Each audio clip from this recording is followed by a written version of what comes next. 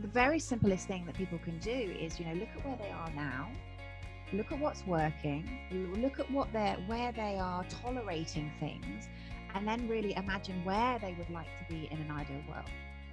And the simplest thing that you can do is really connect to that inner CEO.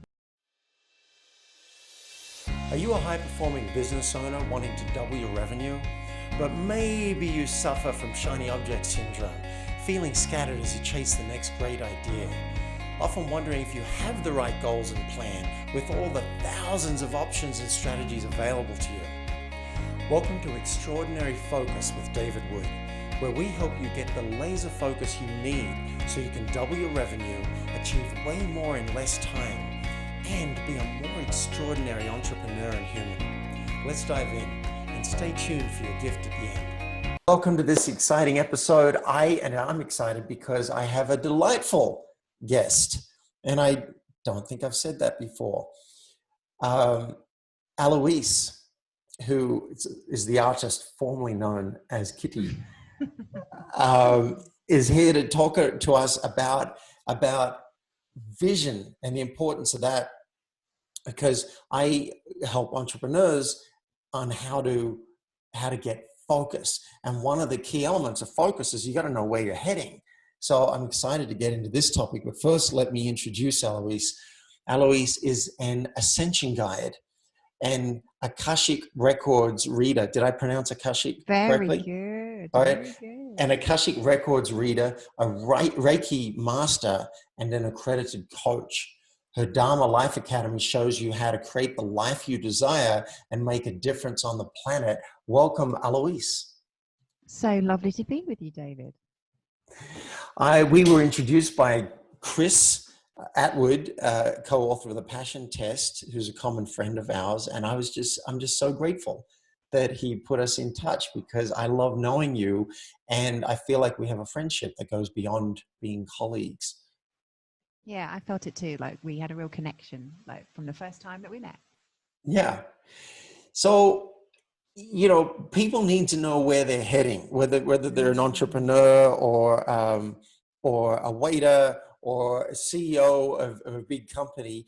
There's no point getting focus if you're climbing the wrong mountain, right? So how, it seems like such a big question.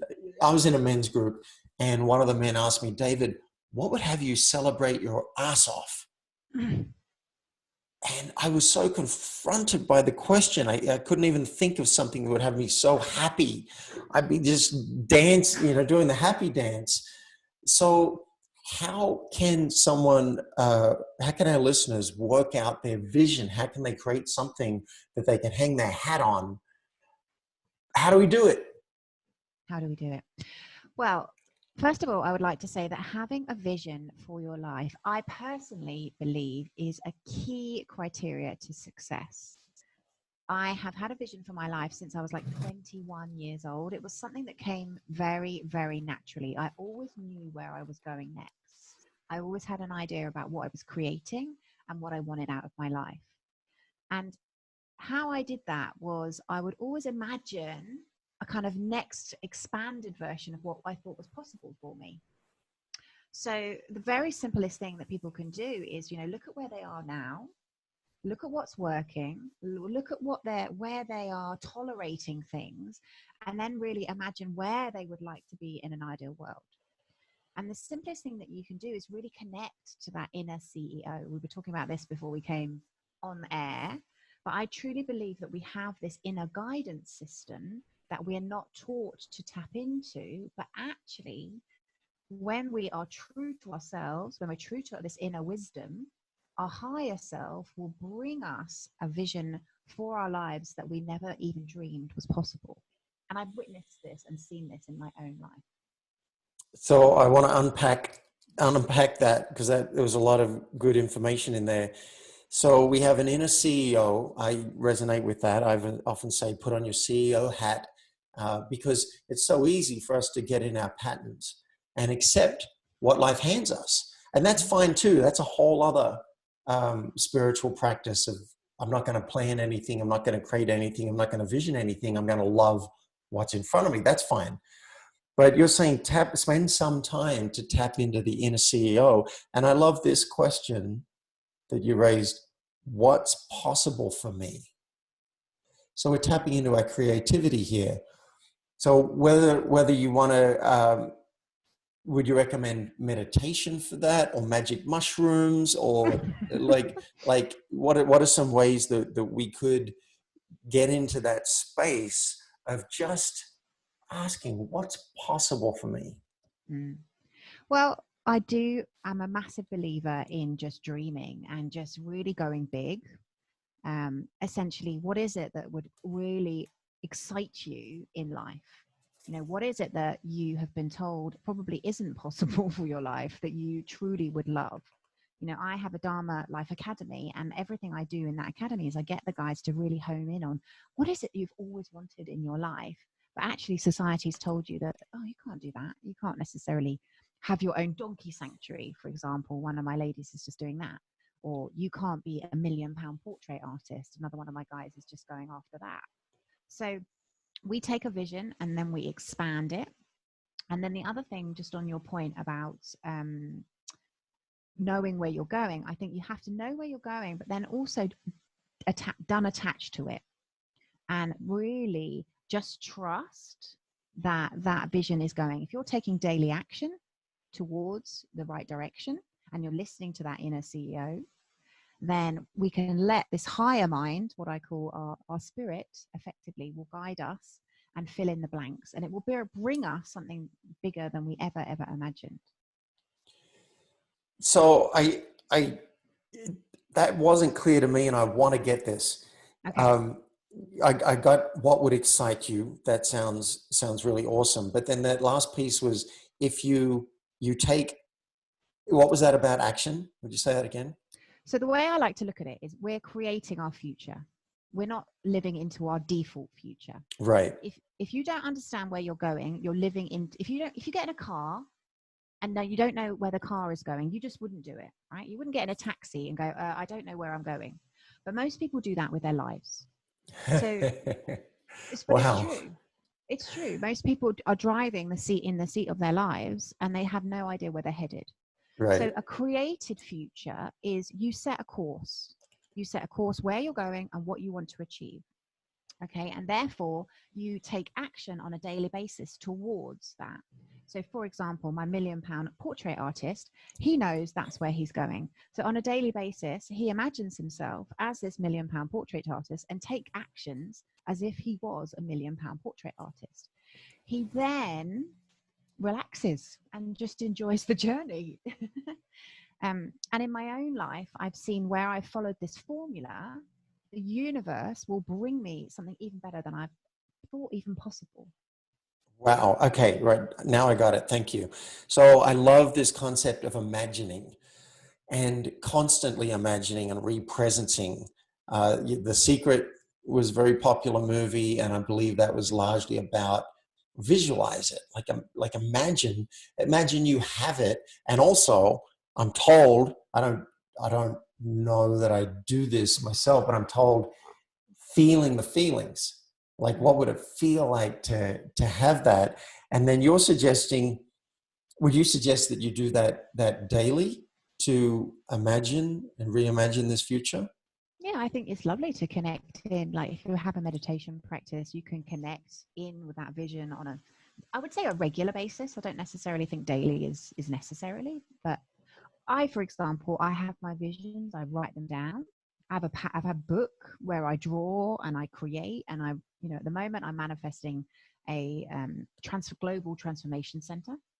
So I check in with that vision every now and again. I add a little bit more to it, put my book down, put my book away, and then probably every couple of weeks I'll check in with it and just see how I'm feeling about it. And if I want to add something to it, I will. Wonderful. This ties in with what I do with my clients, where I have them, I recommend they have some weekly CEO time where they're just setting what they're going to do for the week. And then, but even more important is 5 minutes at the end of each day to pick the 2 things they're going to do the next day. So this could tie into your daily action. And I can't see, look, if you're going to set aside 5 minutes, Anyway, at the end of each day, why not spend a couple of minutes of that just in a simple meditation and re-presence that future that you have, and feel that. For an entrepreneur, it might be my business is tripled. I'm impacting 3 times as many people. I'm getting rave reviews from my product or my service. I'm getting, for me, if I'm going to visualize, I could imagine having the partner of my dreams, a companion that I love sharing life with. And I'm seeing now I could do that every day. And so just on that topic, I'll share a story with you because it correlates to what we're talking about. So when I was single, I was exactly in the position that you're in, and I was wanting to manifest and create that person. And so how I did that was I journaled daily. So exactly like you're talking about, you're sending energy and you're connecting daily with what it is you want. So I did the morning pages on a daily basis. Mm-hmm. I wrote three pages a day. Initially I wrote about what the hell was wrong with me and why had I been single for 8 years. And I kind of declogged my system of all the negativity. And then I went into creation mode and I wrote down what I was looking for in a partner and how it felt and how they felt and what we did and how our life was together. And I would say that was the January. I did that for about 4 months. And then I asked the universe for a sign that I wasn't going to be single for the rest of my life. And the same day I asked for the sign, I was walking back to the car with my dog and I looked on the ground and I saw a costume jewelry engagement ring. And I picked it up. And this costume jewelry engagement ring fit my finger. Okay. Wow. So first of all, it blew my mind because I was like, whoa, that's a really good sign. I've given the universe 48 hours. And then, David, I did something really crazy. I started wearing it and I wore it every night when I went to bed. So I wore it and I looked at it. And when I wore it, I felt loved. And I felt that I imagined that there was this gentleman sitting next to me in my bed. Okay. And then it got a bit more crazy because I started wearing it all day, every day. And then I'd go to a meeting and I think I have to take it off because obviously they don't know that they know I'm not engaged and I'm not in a relationship. So I'd take it off and I'd stuff it in my bag. And I got to the stage where I remember coming out of a meeting and I looked in my bag and I couldn't find my ring. And I really had this like, oh my God, I've lost my engagement ring. And of course I thought, what are you doing, you crazy woman? But what I was doing was I was connecting to the emotion and to the feeling of being engaged and having this person in my life. And about 3 weeks after I'd started wearing this ring, I had my first date with my husband. And my first date with my husband, I knew, and I had a 10-hour date. The first date, 10-hour date. The second date. Now, fast forward 3 years, we're still together, and he presents me with a ring. This ring, if you're watching hopefully on the YouTube video, is the spitting image of the ring that I found in the park. Wow, that's awesome. So I love this daily representing. This is what a great metaphor. Most people, we're in a taxi and we don't know where it's going, and we're just kind of responding. We respond to email, we respond to phone calls. We got to take the kids to school. We got to do all that. But where are you heading? So take some time apart. Maybe once a year, maybe once a quarter. Go into the woods. Do a little vision quest. Get a coach. Whatever. Put your CEO hat on and ask yourself, what's possible for me? And then represence it regularly, maybe every day. And I like you mentioned the morning pages. And for listeners who don't know, that's from a book called The Artist's Way by Julia Cameron. Wonderful book. And I think the morning pages is a wonderful practice. And you can also be doing your 5 minutes at the end of each day to pick the 2 things, because Aloise mentioned daily action. Just daily action in the direction that you have declared for yourself. And then you brought up another big point, which is you don't know what the universe is actually going to bring you. It might bring you exactly what you envisioned, or it might bring it to you in a way you didn't expect, or it might bring you something else that might be even better than what you planned. But the daily action is a way that you can send a message to the universe, and I believe to your subconscious, that this matters. That's all. Now, I have some resistance to this idea, Aloise. I realize when I think about visualizing what's possible for me, what comes up is, yeah, but what if I can't really have that? Or that's not really going to happen and I'm just going to be disappointed. How do you suggest people like me could handle the resistance to creating our ideal world? We all have stuff. But it's important to declog our systems and to essentially get rid of the stuff. So I would use the same process, you know, all the negativity that's going around your head that's saying, I can't have this, I don't deserve this, all the negative beliefs, all the lower level beliefs that you're carrying, get them out on paper. Keep writing till you can't stop. You know, and when one pops up, because essentially you're processing that stuff. If you're keeping it inside your system and you just keep rethinking it, if you imagine we're powerful, energetic beings, and when we focus our energy and attention to create our future, we can create it. But if we've got a load of low-level beliefs that's clogging up our system, we need to then release those so we can focus our energy and attention purely on the vision that we want. So as I said, with my husband exercise, the first 6 weeks was negative, what I was writing. Wow. Because I had so much stuff and resistance to who I was and why I'd been single for 8 years and I couldn't find that person. And that resistance, think of it like a radio wave. You know, that's clogging up our signal. So our signal is mixed. So we can't call in what we want if we're giving it mixed signals. Wow. I love that. So for me, I have a goal of finding a companion and attracting a wonderful partner. And I can see now that these morning pages, which I'll explain in a second for listeners, if you don't know the morning pages, I can see how that could be a way that I could put attention on it and send signals to the universe. And it's okay if the negativity comes out first. Oh, this is why it won't work and blah, blah, blah, blah. And then once all that is done, I can see how I could turn to the positive. Would you explain to listeners how they can do the morning pages? So as you said, it's a book by Julia Cameron called The Artist's Way. And originally the book was to help artists who were experiencing some type of block. You know, often we hear about artists who've got writer's block and they can't, they need to write their book and they can't. So she wrote this book to help artists initially, but obviously it's a powerful exercise for every human being. So the idea and the concept is that every morning when you wake up, ideally you have an A4 pad of paper and you have to write 3 pages of A4 paper. And the idea is that you're pushing yourself, because most people go, oh, I don't know what I would write, but the idea is you're exhausting your brain of the stuff that you're carrying.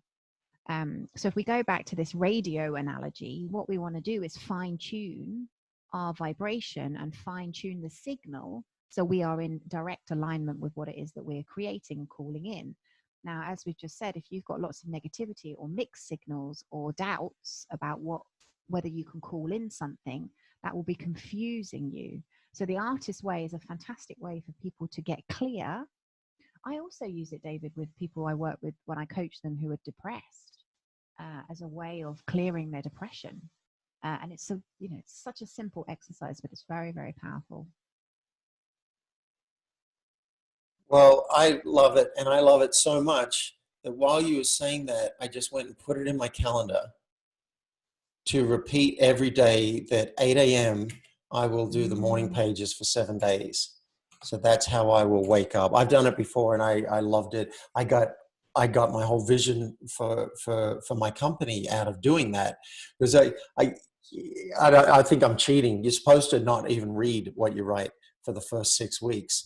But as I was writing, I would get ideas or I'd realize what I want to do that day. I'd be like, oh, I really want to do that. Whereas before I might have woken up with no drive and I'm like, oh, I don't even want to face the day. By the end of doing the morning pages, I'll have 7 actions circled in the pages and I know what to do, or I stop doing the morning pages and I get other paper and I start creating. Like sometimes I just go off the rails. So that's awesome. Thank you. Aloise, would you wrap up this interview for us by telling us the story, the concise version, if you would, of how you created ATL and what that is? Because this is an example of you having a vision and then manifesting it in time and space. So how I'm lucky enough to know David is through this mutual connection, and David and Chris are members of the Transformational Leadership Council. Now, the Transformational Leadership Council is an American organization, but it has offshoots. It has a European offshoot called ATL Europe, and it was a leadership organization essentially for transformational leaders. Now, I first heard about this organization when I was climbing a mountain. I was climbing Kilimanjaro, and the gentleman who took us up Kilimanjaro every night would regale us of stories of the TLC and how it was just an incredible thing to be part of.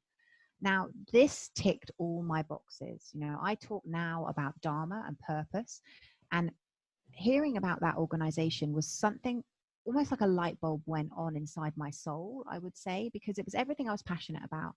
You know, I was very into personal development. I was very into transformation. I was very into making a difference on the planet. And also I was a very skilled networker and community builder. I'd done that in my corporate days. I'd built big corporate networks that were very successful financially for the business that I worked for. And so I knew that I could do this. It felt like something that was exciting. We've been talking about excitement in this episode. And it also felt like something really aspirational. And I knew, David, that who I surround myself with was who I've become. So when I got down off the mountain, I wrote a business plan, and I wrote exactly how this organization would look. And I started to call it into existence. So I spoke to my friends. I literally would tell my friends, I'd go out for dinner and I would tell them what I was doing. And I was saying, I'm going to bring this to Europe. I'm going to bring this organization to Europe. You know, this is my vision for it. And I would keep repeating this. I would also visualize it. I remember lying on my bed, you know, on a regular basis, kind of doing meditation, and I'd visualize it. Now, this process went on and off for probably about 9 months. And I'd kind of connect to it and I think, oh, I can't do it. And then I think I could do it. And how it culminated was I studied NLP, and I did a parts integration one day in my NLP qualifications. And I remember like my brain realigning. It was a very kind of strong process that we went through. And I believe that what I did was actually let go of a block that I had, some resistance that I had to calling in what I wanted. Because the following day, I got an email out of the blue from a woman I had connected with probably about a year before. I'd helped her come to England. She sent me an email out of the blue saying that a lady from the TLC was moving to Europe, and they wanted to set up a European version of TLC, ATL Europe, and did I want to get involved? And so this email came out of the blue. And as you can imagine, I remember kind of looking up at the sky and then looking at the email and like, oh my God, you know, I couldn't believe it. But I do believe it was testament to the process that I went through. And I also think the universe looks for openings for people to do its work. And because I was in alignment, I was wanting to support the ATL Europe being born, the universe connected me to the right person. And that was how ATL Europe was born. And, you know, 9 years on, I've been running leadership organizations since then. Wow. Thank you. So you envisioned it, you kept imagining it, representing it, and your mind started to get in alignment with this. I like that. And, you know, I don't know if I've told this story publicly before. I won't tell the whole story, but how I got into TLC, I never really connected that with visioning before. I just figured it was an accident, right? But once someone called me up and said, congratulations on your nomination to TLC, I said, thank you. What's TLC? I had no idea. And he told me it was his thought leadership organization that Jack Canfield and John Gray and other people had started. And I was like so thrilled. And then something came into my head and said, wait a minute, do you have the right David Wood? Because there's another David Wood. And he said, let me check. He called me back. He said, oh, I'm so sorry for the tease. I got the wrong David Wood. So I was crushed. And I said, this is now my life goal. I want to be in that group. I want to hang out with those people. Now, you say visioning, I say coincidence. I'd also reached out to John Gray to try and get a testimonial for a book I was writing, an endorsement, and never heard anything back. Well, a couple of years later, I'm in a hotel, and at midnight, I'm locked out of my room. And this is in a little town in the San Francisco Bay Area. I'm locked out of my room. I go to the receptionist to get a new key card, and I look over, and I don't normally recognize people. I'm not good with faces. But I said, isn't that John Gray? Oh my God. Sitting there by the fireplace? And she looks up her list and goes, that's the gentleman's name, yes. I said, gentleman's name? Don't you know who this is? This guy sold more books than God. Like, are you kidding? Anyway, I walked away because I didn't know what to say other than, you're famous. Can I touch you? And maybe it'll rub off. Like, that was the truth. I go back to my room, and 3 times I said to my girlfriend, I just walked away from John Gray. And after the 3rd time, she said, put on your damn clothes and get back out there. So I did. I go back out there. I walk up. I had to stand there and interrupt his conversation with his friends until they acknowledged me. I felt like a shag on a rock. Anyway, one thing led to another, and John nominated me to the Transformational Leadership Council. He'd never even nominated anyone before. He didn't know how to do it. I said, if I handle the paperwork, and he's like, yeah. So amazing. I don't know. I've always considered that a real accident, but I did some stuff. Like, I had reached out to him already. I had tried to get into the TLC once I found out what it was, and then boom. It's in your energy field. Yeah. And I'll tell you something else. When I got in, I said, and all this came from me being mistaken for the wrong David Wood. But when I got in, one day I'm standing on a beach in Hawaii talking to someone on the steering committee. And I said, wait a minute, how did I get through the steering committee? I understand John nominated me. I understand I got voted in probably because it was John. I know how that happened, but you didn't know me. How did I get through the steering committee? And he thought for a second and said, we thought you were the other David Wood. Who is this David Wood? So how's that? Firstly, I'm mistaken for him, and that's how I find out about it. And then later on, I'm mistaken for him, and that's how I get in. Now, apparently, he has been voted in, and so there are 2 David Woods. I still never met him. I'm not sure he really exists, but you've got me now thinking that maybe this visioning and me wanting it and me having the desire might have had something to do with the universe lining things up. Aloise, how can our listeners find out more about you? Well, I'm just about to do a challenge, so they're welcome to come and connect and do this Follow Your Highest Excitement challenge. And interestingly, it's all about creating for the vision for your life.